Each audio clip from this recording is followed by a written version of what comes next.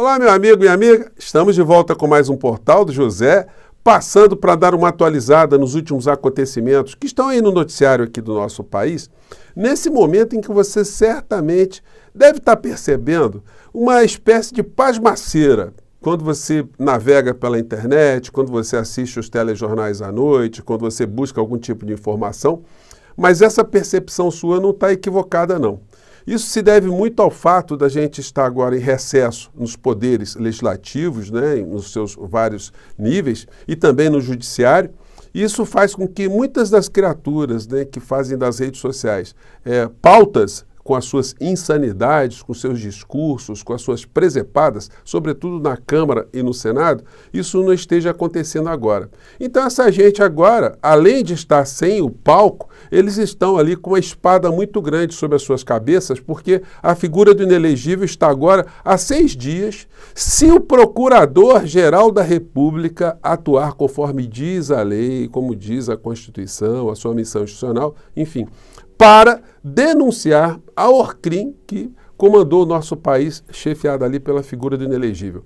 Como eu gosto sempre de sublinhar, o Procurador-Geral da República, como a maior autoridade do Ministério Público no nosso país, ele não tem que ser o órgão julgador. Ele não tem que agora fazer uma denúncia contra o ex-presidente da República e a sua Orcrim, de uma forma absolutamente infalível, sem lacunas algumas. Não, ele já tem material suficiente para oferecer a denúncia. Agora, a denúncia é a petição inicial de uma ação penal feita pelo Ministério Público, né? Então, o réu, no caso, a figura ali apontada, terá a partir de então todas as oportunidades para rebater todos os argumentos daquilo que a Polícia Federal já catalogou, já colocou ali, e dizer que não aconteceu nada daquilo. Depois de haver esse processo, né, com a acusação e a defesa, aí o Judiciário passa para o julgamento. E aí vai analisar se aquilo que a Polícia Federal identificou era crime, não era crime, se os sujeitos que estavam ali cometeram crimes ou não cometeram. E nós já sabemos que o material está muito robusto, então não tem como o Procurador-Geral da República fugir dessa responsabilidade, porque se isso acontecer, se ele mitigar, se ele dar uma aliviada nessa história, ele vai simplesmente fazer a mesma coisa que Augusto Aras fez aqui no nosso país, uma situação que precisa ser passada a limpo aqui no nosso país. Pô, fiz essa abertura aqui, agora vamos partir aqui para os assuntos do dia, né? Mas antes de mais nada, quero convidar você que está chegando agora no nosso portal e ainda não nos conhecia, para que você se inscreva aqui conosco, venha participar das nossas atividades, compartilhe os nossos vídeos, não se esqueça, dê seu joinha, mande seu comentário, se puder, se inscreva aqui também no nosso clube de membros, tá legal? Você que é muito bem-vindo e muito bem-vindo. Gente, começando aqui nessa atualização com um assunto que está mobilizando boa parte da mídia aqui no Brasil e fora do nosso país. Eleições americanas. Abre aspas, o parênteses, né? Principalmente sobre raça, estúpido. Isso aí é uma paródia, né? Que Ronilson Pacheco, que é um autor espetacular, um estudioso, morou nos Estados Unidos, deu aula nos Estados Unidos, né? Que ele faz da expressão, né? É economia estúpido, que já foi lançada algumas vezes em eleições nos Estados Unidos, para explicar, né? Por que o povo vota de um lado ou de outro. Aqui no Brasil também a economia, e no mundo inteiro, né, tem esse papel, né?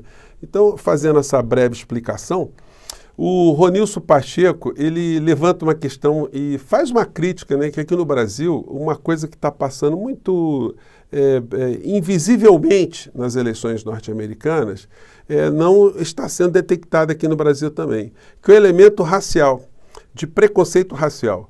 Porque, em dado momento aqui no artigo do Ronilson, ele diz o seguinte, que quando o Trump diz que quer a América de volta para os americanos, ele está se referindo aos americanos brancos, os americanos como ele, Donald Trump, os americanos que se identificam com essa etnia, né, como uma oposição ao que eles dizem estar acontecendo nos Estados Unidos, ou seja, o país está sendo perdido para os latinos, né, numa espécie de latinofobia, para o islamismo, para os imigrantes, para grupos étnicos específicos, para causas identitárias. Então, quando eles falam isso, Na verdade, isso esconde assim um elemento racial que determina porque muitas pessoas lá nos Estados Unidos se conectam com a figura de Trump, né? Então, eu achei muito interessante esse artigo, vou colocar aqui para vocês no link do nosso papo aqui, se você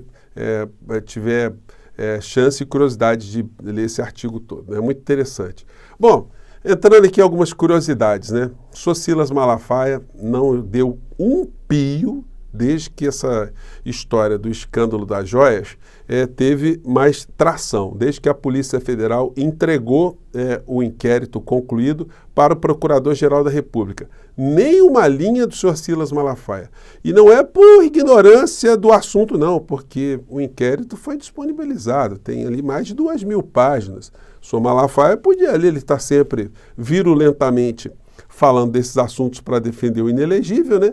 Mas está caladinho, né? Outras figuras também que pensam que nós somos esquecidos, eles continuam aí tentando passar a sacolinha, né? Eles gostam muito de dinheiro, né? Esse aqui está vendendo o curso dele, o Paulo Figueiredo. Mas vamos lembrar, né? O Paulo Figueiredo, algumas semanas atrás, fez muitas bravatas, né? Aliás, meses atrás, né? Que Elon Musk estava entrando em campo. Elon Musk agora estava denunciando o Brasil. Elon Musk ia no Congresso americano. Elon Musk vinha para o Congresso brasileiro. Elon Musk isso, Elon Musk aquilo outro, né? E que um deputado que seria o terror de Xandão também viria para o Brasil, né? Etc, etc, etc. Nada aconteceu. Tudo bravata, tudo um bando de cascateiro, de vigaristas, de criminosos. Esse indivíduo ali, que eu acabei de mostrar para vocês, inclusive está fora do Estado do Brasil, porque se vier para cá vai ter que responder também à justiça coisas que ele andou fazendo num passado muito remoto, né, antes de acontecer o bolsonarismo, enfim. Mas são situações aí que revelam o perfil dessas criaturas todas, essa Orcrim, né, como é que eles se conectam.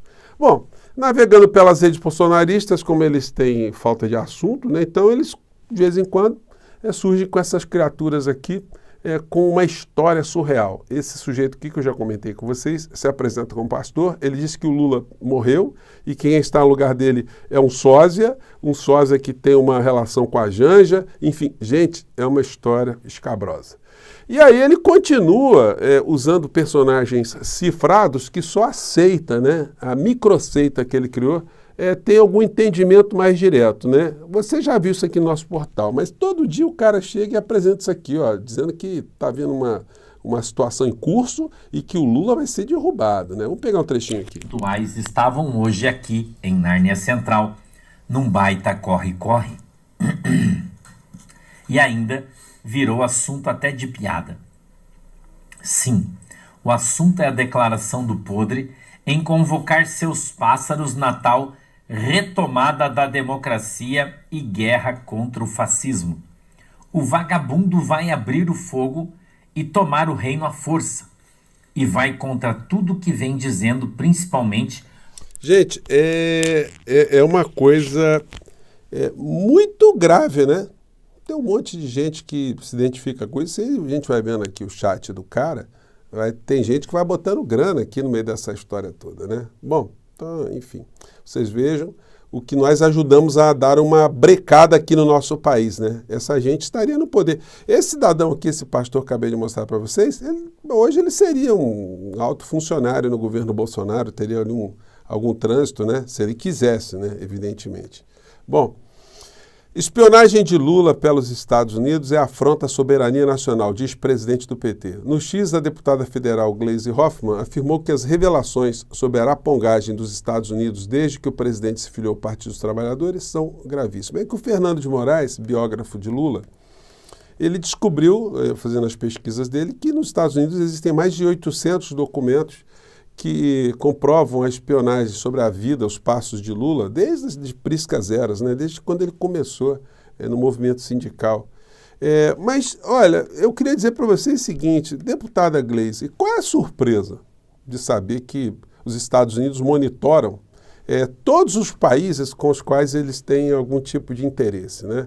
Então, enfim, resta saber se eles desenvolveram alguma ação específica relacionada a essa arapongagem, a esse tipo de informações que eles catalogavam e continuam a catalogar em tempos presentes. Então, não há que a gente ter surpresa nenhuma. O que a gente tem que entender é que os partidos políticos, as ações políticas, as estruturas políticas progressistas aqui no nosso país não podem perder de vista que existe esse elemento. Nós temos, de fato, aqui uma supervisão, vamos dizer assim, de agências de inteligência dos Estados Unidos da América aqui num país como o nosso, um país estratégico. Gente, o orçamento da CIA lá nos Estados Unidos é uma cifra estratosférica e não é uma coisa que eles gastam dinheiro para ficarem de brincadeira, não. Eles estão ali levantando todas essas informações de todos os aspectos aqui no Brasil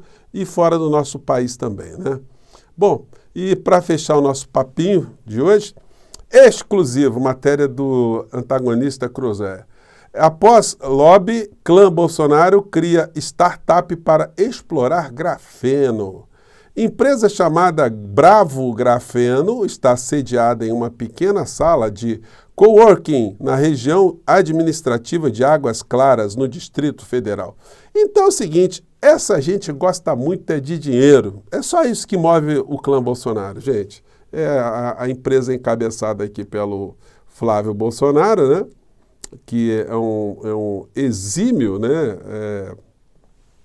transacionador de imóveis, que inclusive estão agora no foco de algumas reportagens do ICL, que mostram que o clã Bolsonaro, toda vez que fazia a compra de um imóvel, sempre tinha um membro do clã numa agência do Banco do Brasil sacando dinheiro em espécie de um cofre. Não é sacando de uma conta, de uma aplicação, como fazem todas as pessoas que têm dinheiro lícito aqui no Brasil.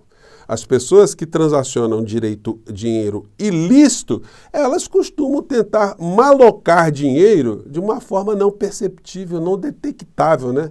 Mas comprar imóvel, e eles mostram um talento estratosférico nessa história, né? Então está aqui o Flávio Bolsonaro, com 30% da sociedade, depois tem o Fernando Nascimento com 15%, Pedro Luiz com 15%, Bolsonaro com 20% e Michel Xiste com 20% da história toda, né?